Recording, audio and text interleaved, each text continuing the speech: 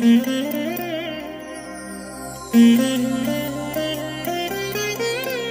దినం పరము నుండి దిగివచ్చు మాట. ఇది నీ జీవితానికి వెలుగుల బాట. నీ ఒడిలో ఉంచబడిన దీవెనల మూట, అద్భుతాల ఆనంద ఊట.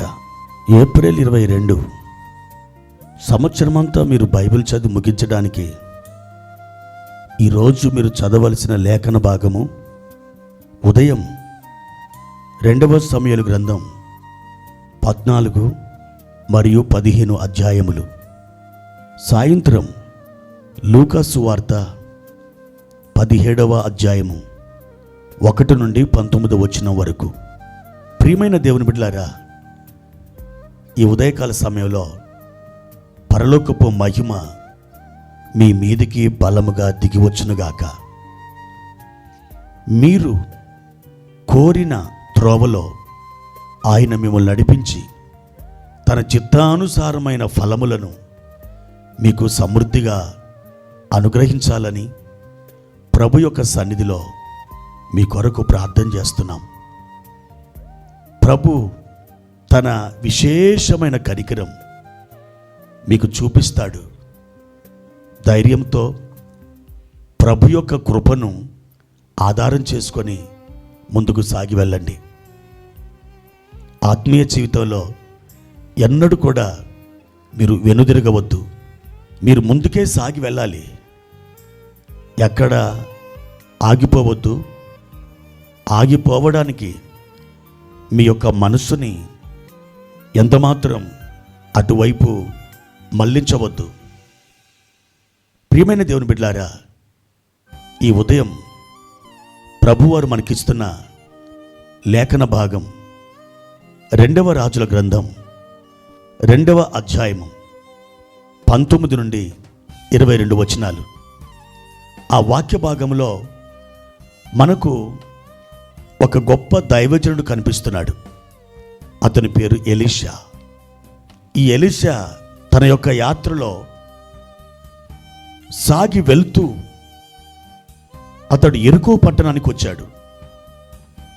ఆ యెరికో పట్టణస్థులు ఎలీషాను చుట్టుముట్టి అన్నారు, ఏలినవాడా, ఈ పట్టణం చూడ్డానికి చాలా రమ్యమైనదిగా కనిపిస్తుంది, కానీ ఇందులో ఉన్న నీళ్లు మంచివి కావు, అవి చెడ్డవి. అందువలన భూమి నిస్సత్తువగాను నిస్సారముగాను మారిపోయింది. ఈ విధంగా ఆ పట్టణస్థులు ఎలీషాతో ఆ సమస్యని చెప్పుకుంటూ వచ్చారు.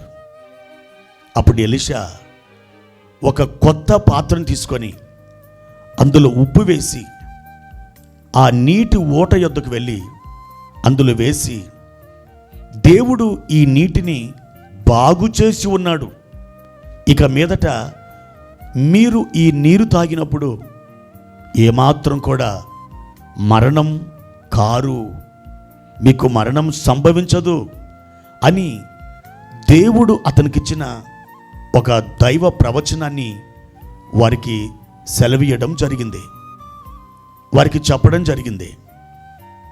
ప్రియమైన దేవుని బిడ్డలారా, ఆ రోజు నుండి ఆ నీళ్లు మంచినీళ్ళుగా మారిపోయినాయి.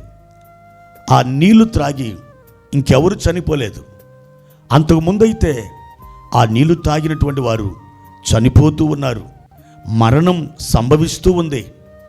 అయితే నా ప్రియమైన దేవుని బిడ్డలారా, ఇలాంటి మరణం సంభవిస్తున్నప్పటికీ ఆ పట్టణపు నీళ్లు మంచివి కావు అని వారు ఎరిగినప్పటికీ వాళ్ళు అక్కడే ఉండిపోయారు. ఆ పట్టణాన్ని వదిలిపెట్టి బయటికి రావడానికి ఎంతమాత్రం వారికి ఇష్టపడడం లేదు. అయితే ఎలీషా వచ్చేంత వరకు ఆ సమస్య అలాగే ఉండిపోయింది. ఎప్పుడైతే ఎలీషా వచ్చాడో ఆ సమస్యకు ఒక విరుగుడు సంభవించింది. ప్రియమైన దేవుని బిడ్డలారా, ఆ యెరికో పట్టణంలో ఎన్ని వేల మంది ఉన్నారో తెలియదు, ఎన్ని లక్షల మంది ఉన్నారో మనకు తెలియదు, కానీ వాళ్ళందరికీ ఒకే ఒక వ్యక్తి ఆశీర్వాదంగా మారిపోయాడు.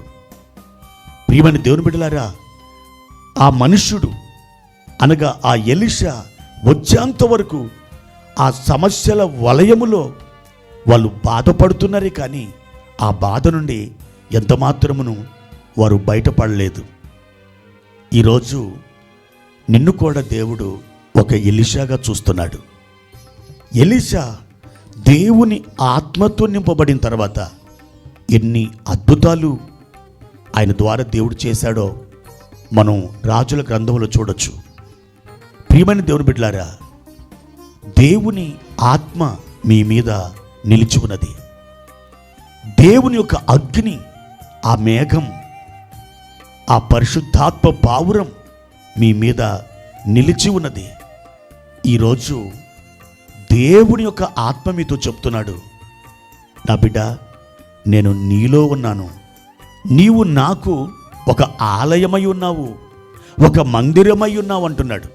ఆయన ఆత్మ నీలో నివసిస్తూ ఉన్నట్లయితే నీవు కూడా ఒక ఎలీషాగా వాడబడగలవు.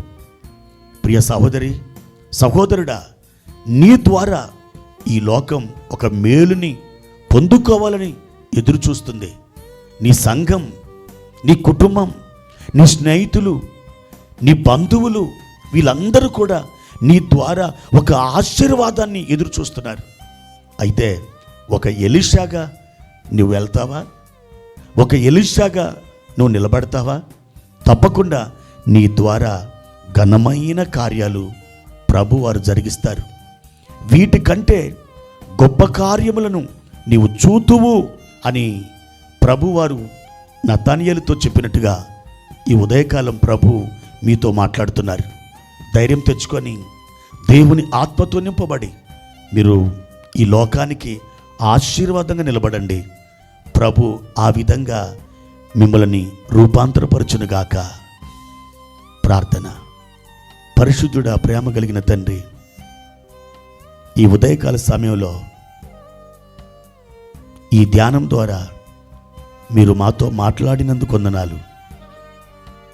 మా తండ్రి, ఈ ధ్యానం వింటున్న మా ప్రియులు ఒక ఎలీషాగా నిలబడి ఈ లోకానికి, ఈ లోకములోని ప్రజలకు మేలుగా మారడానికి, ఆశీర్వాదంగా వారు రూపాంతరం చెందడానికి సహాయము చేయమని యేసుక్రీస్తు దివ్యనామములో ఈ ప్రార్థన అడిగి వేడుకుంటున్నాను తండ్రి. ఆమెన్.